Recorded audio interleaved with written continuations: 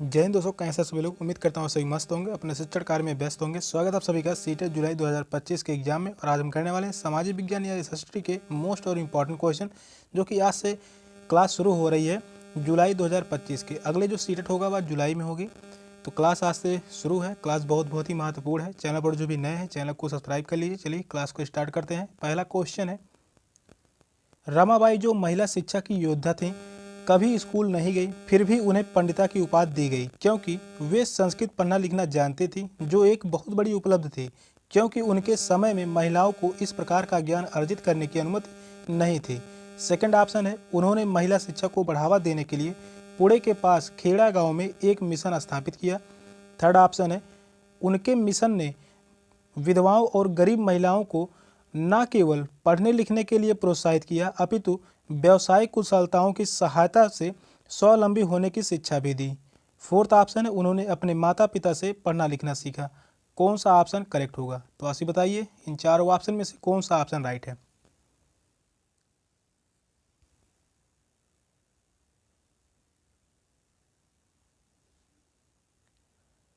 Question कह रहा है, रमाबाई जो महिला शिक्षा की योद्धा थी, कभी स्कूल नहीं गई, फिर भी उन्होंने पंडिता की उपाधि उन्हें जो है पंडिता की उपाधि दी गई क्योंकि वे संस्कृत पढ़ना लिखना जानती थीं, जो एक बहुत बड़ी उपलब्धि थी, क्योंकि उनके समय में महिलाओं को इस प्रकार का ज्ञान अर्जित करने की अनुमति नहीं थी। फर्स्ट ऑप्शन जो है करेक्ट है। रमाबाई संस्कृत की प्रख्यात विदुषी तथा समाज सुधारक थीं। उन्होंने भारतीय समाज में महिलाओं की दिशा सुधारने के लिए कार्य किए थे। फर्स्ट ऑप्शन जो है करेक्ट है। नेक्स्ट क्वेश्चन है, सन 1856 में निम्नलिखित गवर्नर जनरलों में से किसने यह निर्णय किया कि बहादुर शाह जफर आखिरी मुगल बादशाह होंगे और उनकी मृत्यु के बाद उनके किसी वंशज को बादशाह नहीं माना जाएगा? डलहौजी, हेंसिंग, कॉर्नवालिस, कैनिंग। कौन सा ऑप्शन करेक्ट होगा?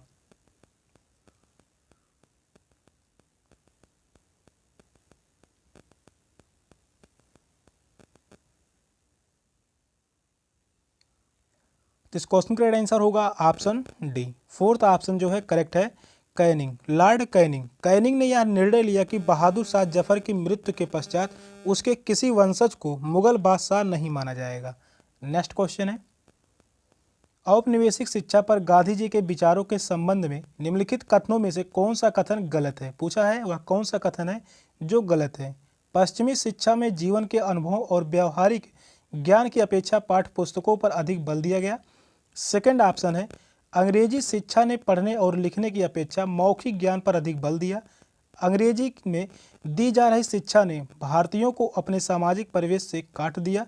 औपनिवेशिक शिक्षा ने भारतीयों के मस्तिष्क में हीनता का भाव पैदा कर दिया। कौन सा ऑप्शन राइट होगा?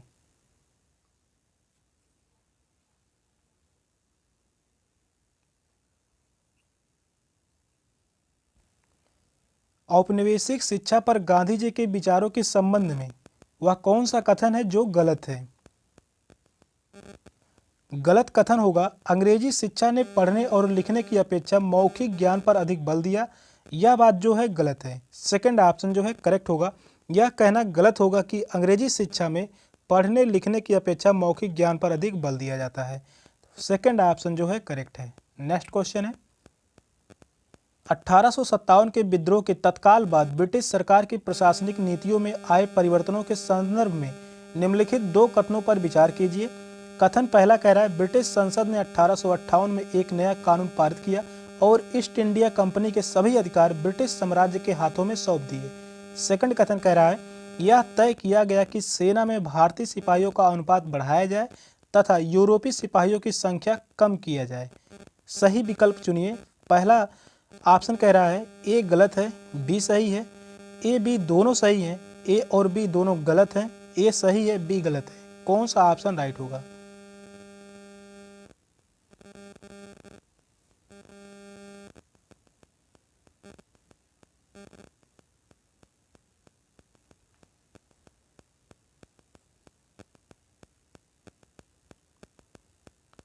1857 के विद्रोह के तत्काल बाद ब्रिटिश सरकार की प्रशासनिक नीतियों में आए परिवर्तनों के संदर्भ में निम्नलिखित दो कथनों पर विचार कीजिए। पहला जो कथन है, ब्रिटिश संसद ने 1858 में एक नया कानून पारित किया और ईस्ट इंडिया कंपनी के सभी अधिकार ब्रिटिश साम्राज्य के हाथों में सौंप दिया। तो यह बात जो है सही है, पहला कथन सही है। दूसरा कथन कह रहा है यह तय किया गया कि सेना में भारतीय सिपाहियों का अनुपात बढ़ाया जाए तथा यूरोपीय सिपाहियों की संख्या को कम किया जाए। तो यह बात जो है गलत होगा, दूसरा कथन गलत है। ए सही है किंतु बी गलत है। फोर्थ ऑप्शन जो है करेक्ट है। ए सही है किंतु बी गलत है।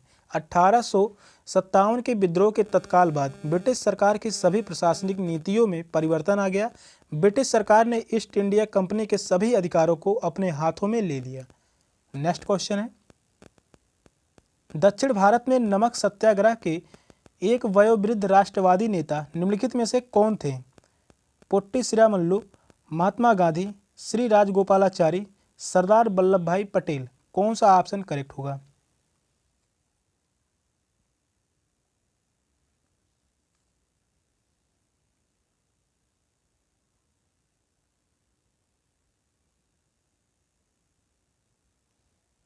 दक्षिण भारत में नमक सत्याग्रह के एक वयोवृद्ध राष्ट्रवादी नेता कौन थे? सी राजगोपालाचारी जी। थर्ड ऑप्शन जो है करेक्ट है, सी राजगोपालाचारी। सी राजगोपालाचारी को राजा जी के नाम से जाना जाता है। किस नाम से यह जाने जाते थे? राजा जी। राजा जी के नाम से यह जाने जाते थे। यह दक्षिण भारत के राष्ट्रवादी नेता थे जिन्होंने नमक सत्याग्रह में भाग लिया। यह स्वतंत्र भारत के पहले गवर्नर जनरल भी थे। यह भी ध्यान में रखिए, स्वतंत्र भारत के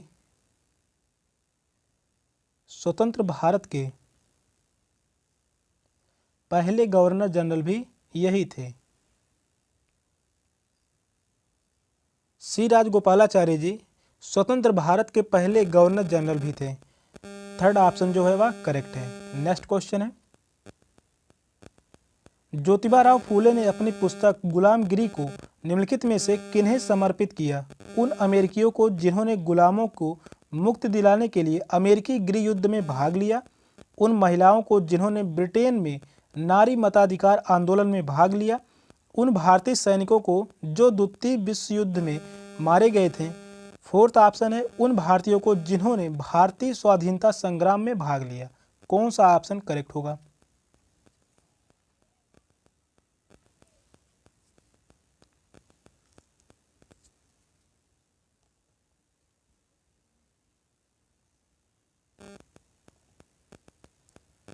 ज्योतिबा राव फूले ने अपनी पुस्तक गुलामगिरी, यह भी याद रखिएगा, ज्योतिबा राव फूले की जो पुस्तक है गुलामगिरी, बहुत ही इंपॉर्टेंट क्वेश्चन है। गुलामगिरी किसकी पुस्तक है? ज्योतिबा राव फूले जी की। तो किन्हें समर्पित किया? तो उन अमेरिकियों को जिन्होंने गुलामों को मुक्त दिलाने के लिए अमेरिकी गृह युद्ध में भाग लिया। फर्स्ट ऑप्शन जो है करेक्ट है।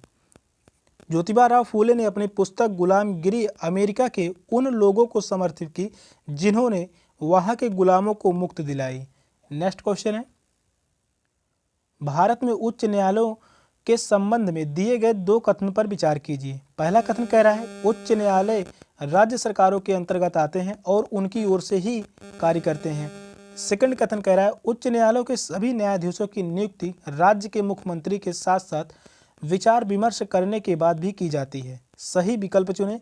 ए गलत है, बी सही है, ए और बी दोनों सही है, ए और बी दोनों गलत हैं। ए सही है किंतु बी गलत है। कौन सा ऑप्शन करेक्ट होगा? क्वेश्चन लंबा है तो क्वेश्चन को ध्यानपूर्वक पढ़िए, बताइए कौन सा ऑप्शन राइट होगा।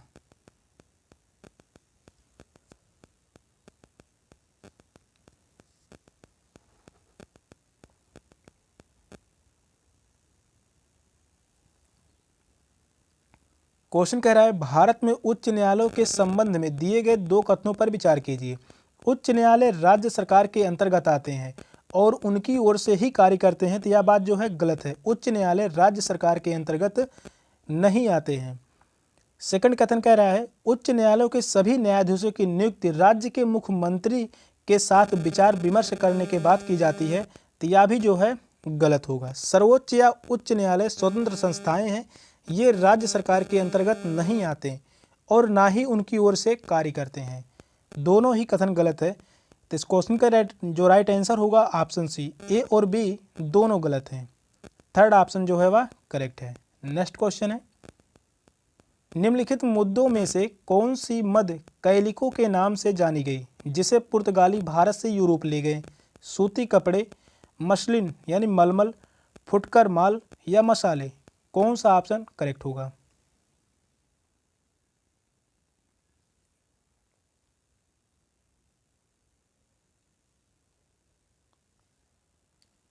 कौन सी मद कैलिको के नाम से जानी गई जिसे पुर्तगाली भारत से यूरोप ले गए? तो वह था सूती कपड़े। फर्स्ट ऑप्शन ही करेक्ट है, सूती कपड़े। कैलिको सूती कपड़े का एक प्रकार है जिसे पुर्तगाली केरल के कोलिकट से यूरोप ले गए थे। कहाँ से? केरल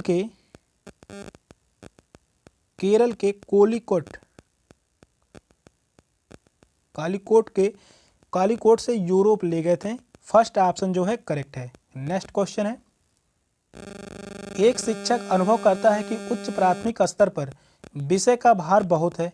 निम्नलिखित में से सबसे अच्छे उपागम का सुझाव दीजिए। दो, इस समस्या का समाधान करें। सारे पाठ्यक्रम को जल्दी जल्दी पढ़ा दें। ऐसी विषय वस्तु विकसित करें जो विषय सीमाओं को पार करके कई प्रत्ययों को सिखा सके। क्रियाकलाप छोड़ दें क्योंकि उनका परीक्षण नहीं होता है। प्रत्येक अध्याय से महत्वपूर्ण क्षेत्रों की पहचान कर इन पर नोट्स लिखवाएं। कौन सा ऑप्शन राइट होगा?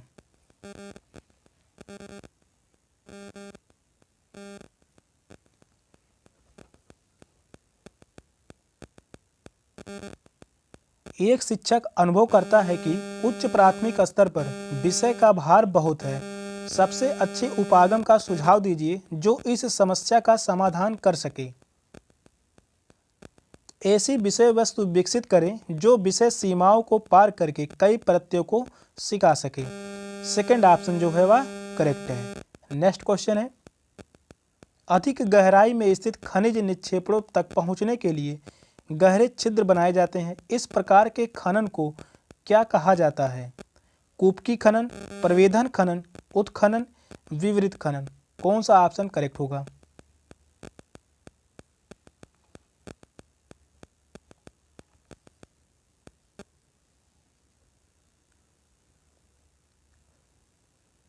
इस प्रकार के खनन को कूपकी खनन कहा जाता है। फर्स्ट ऑप्शन जो है करेक्ट है, कूपकी खनन। कूपकी खनन विधि को भूमिगत खनन भी कहा जाता है। इसे और भी क्या कहा जाता है? भूमिगत खनन।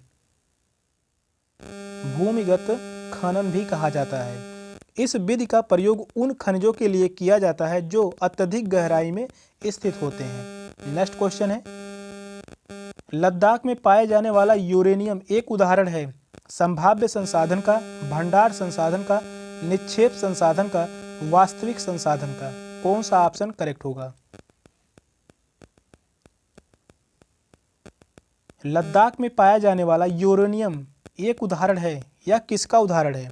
संभाव्य संसाधन का। फर्स्ट ऑप्शन जो है करेक्ट है, संभाव्य संसाधन का उदाहरण है लद्दाख में पाया जाने वाला यूरेनियम। संभाव्य संसाधन ऐसे संसाधन होते हैं जिनका प्रयोग वर्तमान में नहीं होता है परंतु भविष्य में इसका प्रयोग किया जा सकता है। भविष्य के लिए किया जाता है। इसका प्रयोग जो है भविष्य में किया जा सकता है। लद्दाख में मिला यूरेनियम भी इसका एक उदाहरण है। फर्स्ट ऑप्शन जो है करेक्ट है। नेक्स्ट क्वेश्चन है, गर्म जल के झरने डैश डैश से प्राप्त ताप ऊर्जा के परिणाम स्वरूप बनते हैं। ज्वारीय ऊर्जा, पवन ऊर्जा, भूतापी ऊर्जा, सौर ऊर्जा? कौन सा ऑप्शन राइट होगा?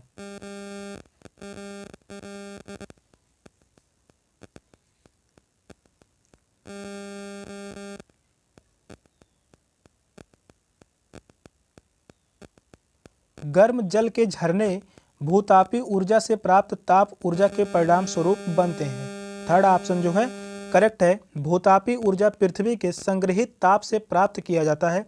इसका प्रयोग बिजली उत्पन्न के लिए किया जाता है। इसका प्रयोग किसके लिए किया जाता है?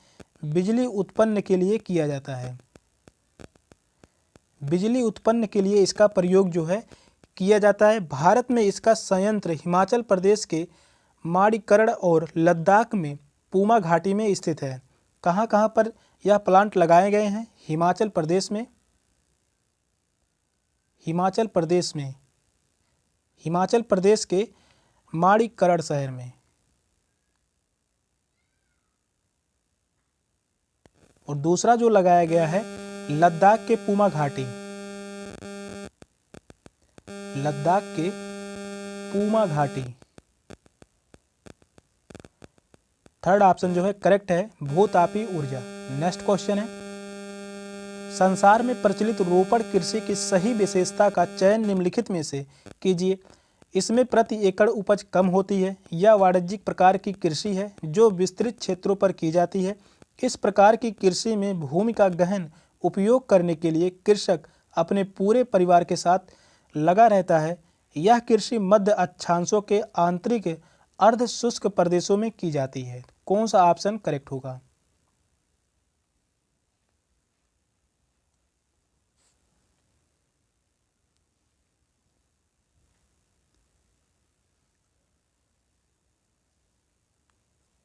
तो इस क्वेश्चन का राइट आंसर होगा ऑप्शन बी, यह वाणिज्यिक प्रकार की कृषि है जो विस्तृत क्षेत्रों पर की जाती है। सेकंड ऑप्शन जो है करेक्ट होगा, यह वाणिज्यिक प्रकार की कृषि है। रोपण कृषि को वाणिज्यिक कृषि भी कहा जाता है। यह बड़े बड़े बागानों में किया जाता है। सेकंड ऑप्शन जो है करेक्ट है। नेक्स्ट क्वेश्चन है, मध्य और शीर्ष प्रबंधन की प्रतिभा सर्वाधिक उपलब्ध होने का विशेष लाभ निम्नलिखित में से किस नगर को हमेशा प्राप्त है? चंडीगढ़, कोच्चि, बेंगलुरु, पुणे। कौन सा ऑप्शन राइट होगा?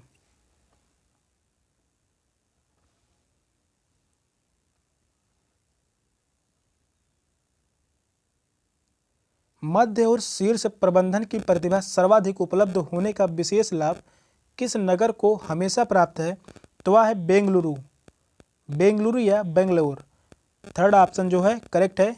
बेंगलुरु में अनेक शैक्षणिक संस्थान तथा प्रौद्योगिकी संसाधन हैं, इसीलिए इस शहर को मध्य तथा शीर्ष प्रबंधन की प्रतिभा का सर्वाधिक लाभ प्राप्त होता है।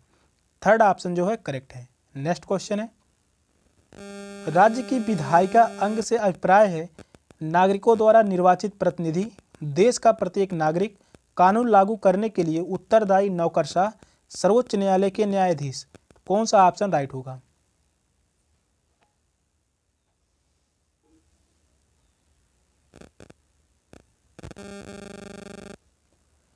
राज्य की विधायिका का अंग से क्या अभिप्राय है? नागरिकों द्वारा निर्वाचित प्रतिनिधि। फर्स्ट ऑप्शन जो है करेक्ट है, नागरिकों द्वारा निर्वाचित प्रतिनिधि। नागरिकों द्वारा निर्वाचित प्रतिनिधि से है यह संसद तथा राज्य विधानसभा दोनों का प्रतिनिधित्व करता है।